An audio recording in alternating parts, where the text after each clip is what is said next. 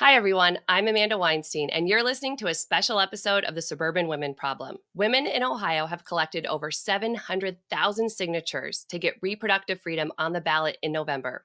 But Issue 1 in August is trying to stop that. So today, we're going to talk with Congresswoman Shontel Brown about what's going on with Issue 1 in Ohio.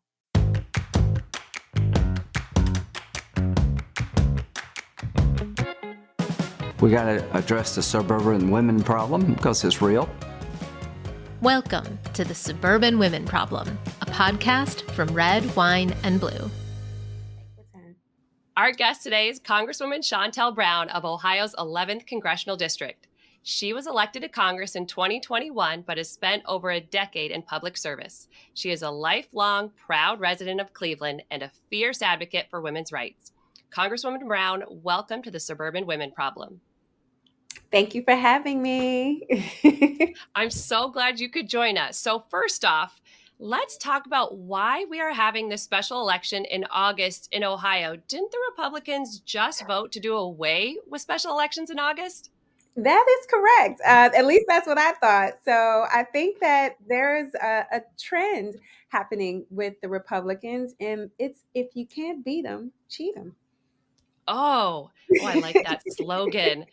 Yeah. So what is going on with this August special election, and how is this connected to reproductive rights in Ohio state constitution?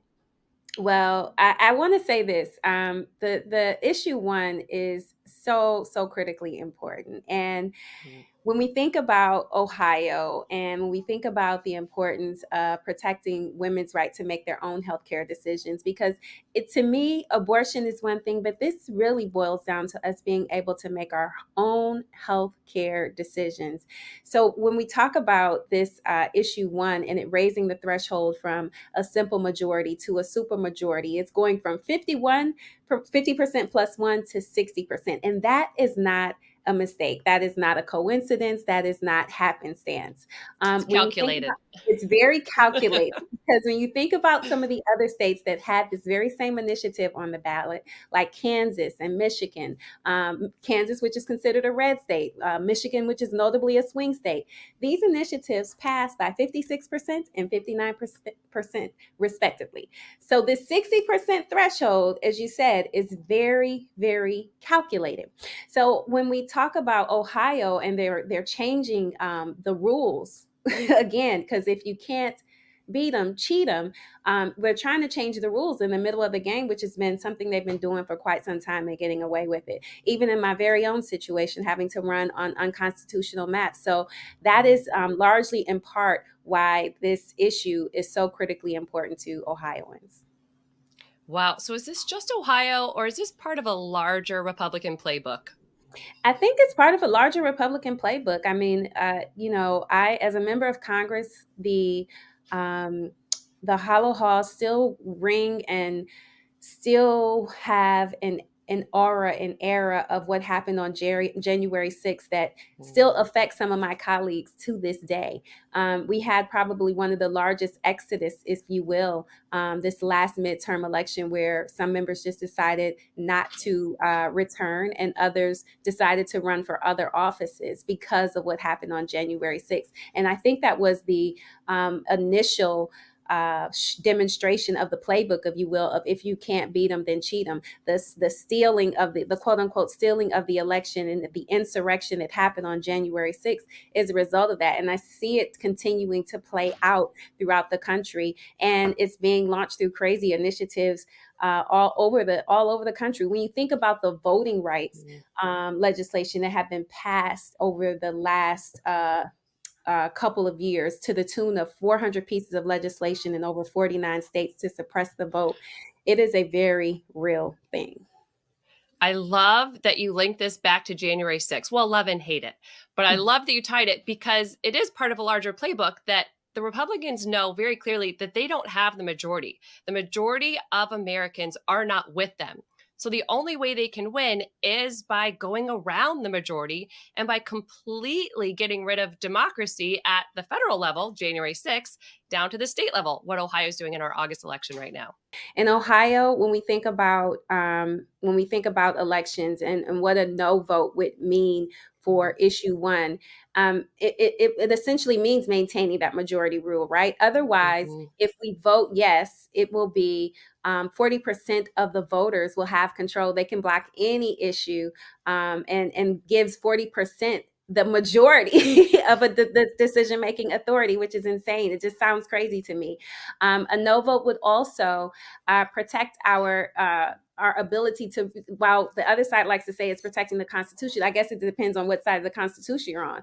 Because if a yes vote would permanently undo constitutional protections that have been in place for over 100 years, allowing a checks and balance system, which would give citizens the opportunity to take control when politicians fail to do so. If citizens don't like the decisions that their politicians are making, right now we have the ability to do something about it. Issue one would prevent us from doing that. So it really does protect our freedom, and it allows for the power of one person, one vote to remain true. But if issue one passes, that will no longer be the case. Again, we will be giving our power to the minority. 40% of the voters will have the ability to decide on any constitutional amendment moving forward. Issue one is really kind of asking, do you want to give your voice over to Columbus and to the politicians that are there? And it really does take away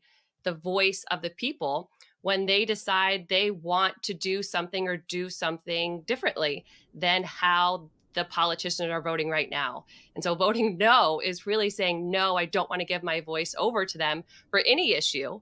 And right now, one of the pressing issues in Ohio is reproductive freedom. But what other issues are they really afraid of other than reproductive freedom?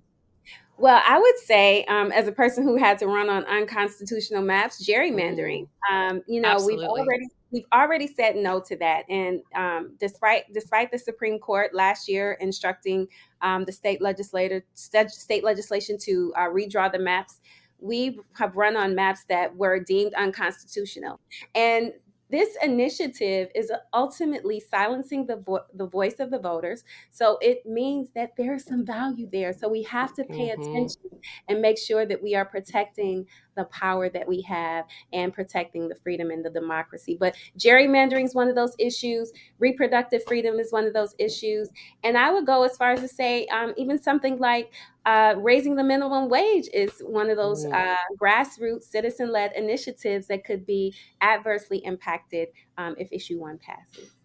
Oh, well said. And that gerrymandering, those maps, I mean, you're talking about the people that we send to Congress, the people that we send to Washington, D.C. That is affecting our entire nation, that this is, a really important issue, not just for people in Ohio, but for our democracy in general. That is that's a great point. And I would be remiss if I didn't add this. Issue one, not only will it increase the threshold from 51 to 60%, but it also will increase the requirement to get these initiatives on the ballot before we even get to that next step of 60%. So right now in Ohio, we're only required to get signatures in 44 of the 88 counties. If issue one passes, all 88 counties, we would have to get signatures from all 88 counties. So what that means, one county could stop it. One county could stop it. So you recently said reproductive rights are inextricably linked to the health of our democracy overall. So can you expand on that for our listeners? Absolutely. So I think first we have to look at the big picture. What makes a healthy democracy, right? And that's equal rights and equal protection under the law. These Republicans know that people are supportive of women being able to make their own healthcare decisions, and this issue one inevitably is going to take away the power of the majority and put the power in the hands of a 30% minority, and that is not democracy. That is not a sign, and that is not a characteristic of a healthy democracy. It is not. So here at Red, Wine, and Blue, we love friend-to-friend organizing because we know that voters are more likely to listen to their friends, family, and neighbors than a TV ad or mailer. What do you tell your friends to encourage them to get out the vote? Too many people feel like, oh, my vote doesn't count or it doesn't matter. And I just have to remind them that every vote really does matter. And I am actually a living example. My very first race, I ran, and when the polls closed, I was down by 6 votes. And I actually, 6. yes, That's I not actually a thought lot, people. that is not a lot. And so I actually thought I lost the race. And I was ready to move on with my life. I'm a child of faith, so I wasn't shy. I was like, okay, this is God's infinite wisdom. Whatever he has for me, I'm okay with that. So, but what I didn't know, there were 23 provisional ballots in my race. And I wasn't as right. And so those are just in case ballots for people who may not be as politically savvy as you are. And I call them just in case ballots because it's just in case you requested an absentee ballot that didn't show up in time, or just in case you've moved and you're not at your right polling location and want to make sure you aren't trying to vote twice. So they don't count these provisional ballots unless they're necessary. Because if there were only 5 in my race, it would not have changed the outcome, right? But there were 23. And they count them 10 days after the election day. So 11 days later. You had to wait for 10 days. But the craziest part is I had no idea this was even a thing, because I was like a young activist just trying to run to make a difference in my community. So I didn't even know, but other people who were more politically savvy, they said it's not over. And I'm like, well, what are you talking about? And they're like, it's not over. Just give it some time. And I'm like, okay. And the funny part about that is I actually probably registered about 5 new voters. But I ended up winning by 7 votes, long story short. So yes, 7 votes. 7 Every votes. vote matters. Every vote really does count. And so people close to me know that story. So they also know that I check their voting status. That is public information for those who use. Ooh, I like that. Yes, so I am one that will, if you know a person's last name and birth date, their voting record is public. That you can't tell how they voted, but you can tell. Just like if they're registered to vote, Yeah, so I am on my family and friends. I'm like, hey, early voting started. When are you going to vote? And so I have become such a nag over the years. Like almost all of my family goes to vote, and my friends, they go vote early. So on election day, they're free to either work the polls or help other people get to the polling locations if they don't have transportation. So nice. I mean, so that sounds like a great thing that people can do to help this effort. So if we're in Ohio right now, right, so we can help, ask people, are you registered? Are you ready to vote? Have you already voted? Do you have a plan to vote? What else can people in Ohio do? You can call, you can text. If you don't have a yard sign, put a sign in your yard. Those are the little things that matter, because it's a signal to your friends and neighbor where you stand. And to your point, people trust their friends and their neighbors. And so if they see a sign in your yard, or if they get a phone call or a text from you, that will go a long way. So don't underestimate the power of your circle of influence, and please, please, please use it, because this could potentially have long-lasting impacts on our future, just not only in the state of Ohio, but as you pointed out, when we take into consideration the maps that we run on for the congressional races, but even our state representatives and state senates, they are impacted by these gerrymander maps. And so it has an impact on the people that are representing you. It will keep the power in the people's hands and not allow politicians and special interest groups to make decisions for you. So you also co-sponsored the 2023 Women's Health Protection Act in Congress. So can you tell us, what would this bill do, and how can we help you get this bill passed? It would just enshrine and protect women's right to abortion care across the country. And so to help me pass it, again, in order to change the laws, we have to change the lawmakers, right? And so we have to get more women, more women in office, right? The sad thing is that a lot of these decisions that are being imposed on us, the majority of them are being made by old white men who do not have experience. They don't have much experience with a uterus. Exactly. And so it's really unfair on so many levels. So as a woman and as a minority, it's doubly impactful for me to be able to give women the opportunity to get the help and care and health care that they need. What's the most important thing for everyone listening from Ohio to do right now to help get out the vote by August 8th? Call somebody, text somebody, take somebody to the polls. The polls are open till 7. The Board of Elections is open until 7. Your local polling location will be open until 7:30 on Election Day. So right now, if you haven't voted, go vote. And then on Election Day, you'll be free to do other stuff to help get the vote out for others on Election Day. So where can people go to find out more about you and your work?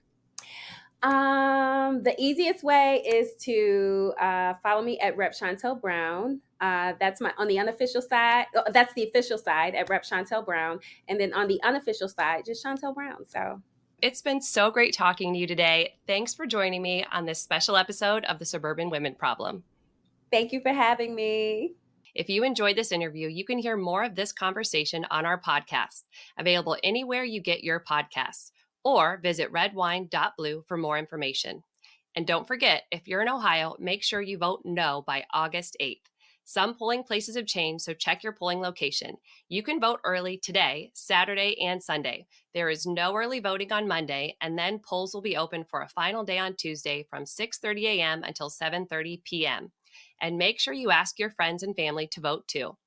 And if you aren't in Ohio, remember that you can still help us get out the vote this weekend. You can sign up and get trained at go.redwine.blue/PB7. Thanks, everyone.